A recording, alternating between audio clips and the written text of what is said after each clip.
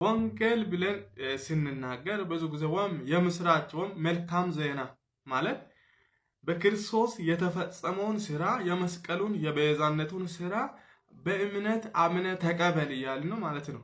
ሰው ወንጌል ሰምቶ ከዳነ በኋላ ዳግም እሱ መጥቶ እዚህ የሚሰራው ስራ የለም ማለት ነው። ያ የዳነበትን ወንጌል ይናገራል፣ ይመሰክራል እና ያ የተቀበለው አዲሱ ፍጥረት በውስጡ አዳዲስ ነገሮችን እየሰራ መፈለግን እና ማድረግን በእኛ ውስጥ የሚሰራው እግዚአብሔር ነውና ብሎ ጳውሎስ እንደምናገር ለፊልጵስዩስ ሰዎች መፈለግን እና ማድረግን በእኛ ውስጥ እየሰራ በቀሩ ዘመናችን በደስታና በሐሴት እንድንኖር የሚያስተምረን ያ የዳንንበት ወንጌል ነው።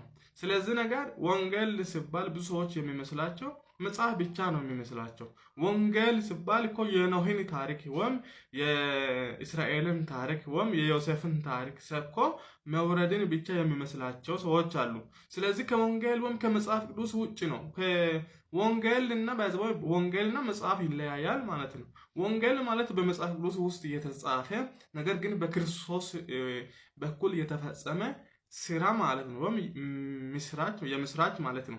ስለዛ ነገር መጽሐፉ ምን እንደምል እናነብስት። አንደኛ ቆሮንቶስ ምዕራፍ 15 ከቁጥር 1 ላይ ጀምረን ስናነብ ወንጌል ማለት ምን ይዛል? ምንን ይዛል? ወንድሞች ሆይ የሰበኩላችሁን ደግሞ የተቀበላችሁትን በእርሱም ደግሞ የቆማችሁበትን በእርሱም ደግሞ የምትድኑበትን ወንጌል አሳስባችኋለሁ ይላል። ሰምታችኋል? ወንድሞች ሆይ የሰበኩላችሁን ደግሞም የተቀበላችሁትን በእርሱም ደግሞ የቆማችሁበትን በእርሱም ደግሞ የምትድኑበትን ወንጌል አሳስባችኋለሁ። በከንቱ ካላመናችሁ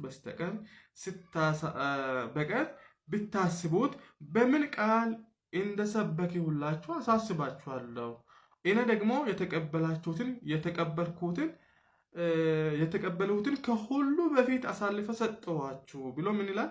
እንዲህም ብዬ መጽሐፍ እንደምል ክርስቶስ ስለ ኃጢአታችን ሞተ፣ ተቀበረ፣ በሦስተኛውም ቀን ተነሳ፣ ለኬፋም ታየ፣ ለ40 ሰዎችም ታየ፣ ለብዙ ሰዎች ታየ። ከዛ በኋላ ከሁሉ ለማን ስለንም ተገለጠልኝ እያለ ይናገራል። አይታችኋል? ዋትስ ጋስፔል ወይም ወንጌል ምንድን ነው ብሎ ለሚጠይቅ ሰው ወንጌል ማለት ኢየሱስ ክርስቶስ እንደሞተ። ለምንድን ነው የሞተው ኢየሱስ ክርስቶስ? ለኃጢአተኞች እንደሞተ እና መጽሐፍ እንደምል ደግሞ ከሙታን እንደተነሳ ወይም ለማጽደቅ እንደተነሳ ላለ ሮማ 10 ላይ ስናነብ ማለት ነው። የጳውሎስ መልእክት ሁሌ ማለት ነው። በአሁኑ ጊዜ ጳውሎስ ቢኖር ኖሮ ብዙ አብያተ ክርስቲያናት ያሳድዱትና ያሳስሩት ነበረ ብለን ያልነው እኮ ለዚህ እኮ ነው። ምክንያቱም ጳውሎስ አስቀምጦልን የሄደው ወይም በጳውሎስ በኩል የተገለጸው ይህ የጸጋ ወንጌል ወይም የመዳን ወንጌል ምንድነው? ሰው በክርስቶስ በማመን በክርስቶስ ትንሣኤና በክርስቶስ ሞት አምኖ የሚጸድቅበትና የሚድንበት ነው ማለት ነው። በልቡ አምኖ በአፉ መስክሮ ማለት ነው። ሌላ ነገር ተጨማሪ ነገር ሳያስፈልግና ስለዚህ ወንጌል እኮ ሲባል በጣም የረቀቀ በርግጥ ነው። ወንጌል ማለት በዚህ ዓለም ላይ ያለው ነገር አይተካካውም ማለት ነው። በጣም ብዙ ከአእምሯችን በላይ የሆነ ነገር ነው። ምክንያቱም እግዚአብሔር አብ በልጁ ላይ ጨክኗል ማለት ነው። ኢየሱስ ክርስቶስ ለምን ተወከኝ አባት ለምን ተወከኝ ያለ ዝም ያለበት ጉዳይ ነው ማለት ነው ወንጌል ማለት። ምክንያቱም የዓለምን ኃጢአት ሁሉ በእርሱ ላይ አኖርና ኃጢአት አደረገ ይላል። ኢየሱስን ራሱ ኃጢአት አድርጓል ማለት ነው አብ ማለት ነው። ኃጢአት እኮ መቀጣት ስላለበት ኢየሱስ ተቀጣ። ስለ ኃጢአታችን ተቀጥቷል ማለት ነው። ስለ መተላለፋችን ደቀቀ፣ ስለ ኃጢአታችን ቆሰለ ይላል ኢሳይያስ 53 ስናነብ። ጳውሎስም ምንድነው አለው?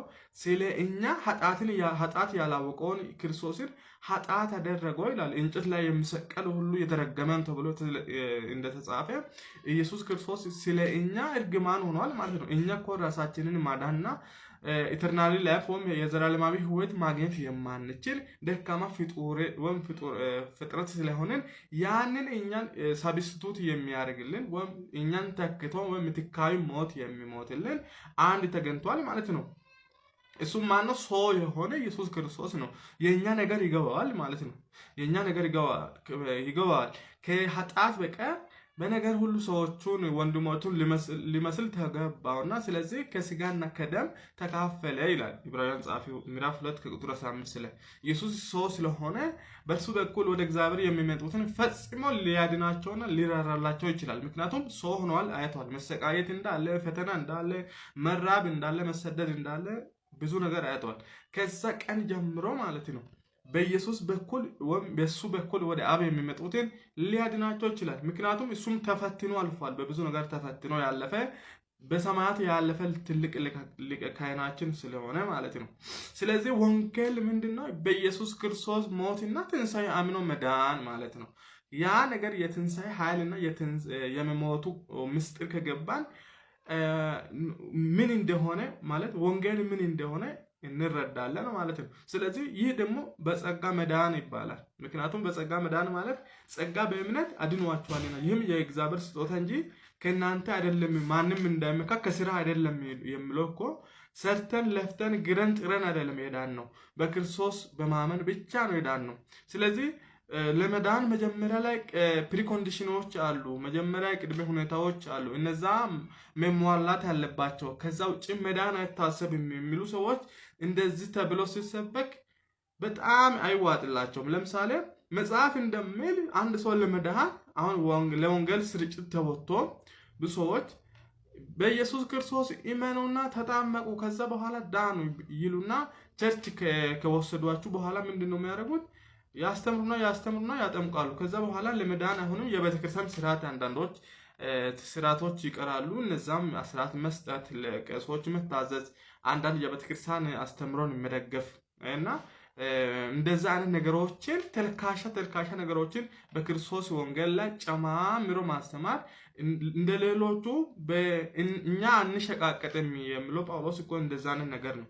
ጳውሎስ እኮ ሲያስተምር እኔ ለማጥመቅ አልተላኩም፣ ለመዳን ምንም ሌላ ነገር አያስፈልግም፣ ሰው በማመን በአፉ መስክሮ በልቡ አምኖ ይጸድቃል ይድናል። መጽሐፍ እንደሚል ክርስቶስ ለኃጢአተኞች ሞቷል፣ ለጽድቃቸውም ሊያጸድቃቸው ደግሞ ያ ነገር እውነት መሆኑን ለማረጋገጥ ከሙታን በመነሳት አረጋግጦላቸዋል። ስለዚህ በእርሱ በኩል ወደ አብ የሚመጡትን ወደ እሱ የሚመጡትን ሊያድናቸው ይችላል ብሎ ይላልና ስለዚህ መጽሐፍ እንደሚል ኢየሱስ ክርስቶስ ለኃጢአተኞች ሞቷል፣ በሶስተኛው ቀን ከሙታን ተነስቷል ይላል። አሁን ክርስቶስ በመሞቱና በመነሳቱ ምንም የሚያገኘው ትርፍ የለውም። ምንም እኮ የሚያገኘው ጥቅም የለውም። ለእኛ ሲል እሱ ድሃ ሆነ ይላል ጳውሎስ በግልጽ ለእኛ ሲል ሞተ ይላል።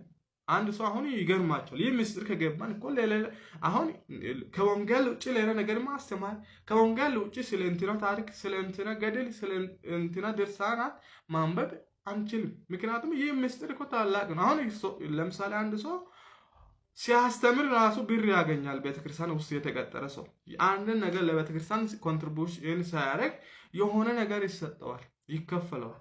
ነገር ግን ለኢየሱስ ምንም ከመሞቱ ምንም ያገኘው ነገር የለም። ለእኛ ጥቅም ብሎ ሞቷል። ሞትን ድል ነስቶ ስለተነሳ እግዚአብሔር ከፍ ከፍ አደረገውና ከስምም በላይ የሆነ ስም ሰጠው። ሞቶ ስለተነሳ ነው። ግን ለምሳሌ ኢየሱስ ውርደት ነው። ሰው ሆኖ መለኮት የነበረ ከአብ ጋር እኩል የነበረ ክብሩን ትቶ በአንተ ዘንድ ባለኝ ክብር አስበኝ ብሏል ዮሐንስ ወንጌል ምዕራፍ 17 ላይ ክብር ነበረው ማለት ነው። አብም ይወደዋል እኔም አብን ይወደዋለሁ ይላል ብሎ ስለዚህ ይዋደዱ ነበር፣ ይመለኩ ነበር። ዓለም ሳይፈጠር በፊት በመላእክት ዘንድ በጣም የተከበሩ የሚወደድ ነበር። ስለዚህ ያንን ክብሩን ትቶ የሰውን አምሳ እንትን ይዞ ምስል ይዞ ራሱን ባዶ አደረገ ይላል። የባሪያን መልክ ይዞ ይላል የፊልጵስዩስ መጽሐፍ ምዕራፍ 2 ላይ። ስለዚህ ራሱን ዝቅ እያደረገ መጥቶ ሰው ሆነና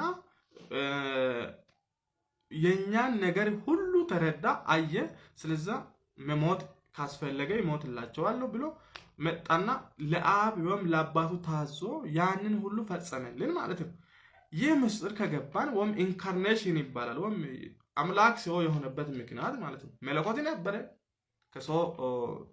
ከሰው ልጅ ስጋና ደምን ተካፍሎ ከማርያም ስጋ ነስቶ ፍጹም ሰው ሆኖ ተወለደ ማለት ነው። እንደ ማንኛውም ሰው ኖረ፣ ተጠማው አለ፣ ተራበ። ነገር ግን ያ ሁሉ ስጋ የደረሰበት ለኛ ሲል ነው ማለት ነው። ምክንያቱም እያንዳንዳችን የዘላለምን ሕይወት ለማግኘት እሱ የከፈለልንን መክፈል ስለማንችል ያ ነገር ሁሉ አድርጎታል ማለት ነው። ወንጌል ማለት ይህንን ነው። ያንን ምስጢር በእምነት ከተቀበልክ ትድናለህ፣ ትጸድቃለህ። ወንጌል ማለት የምስራች እሱ ነው።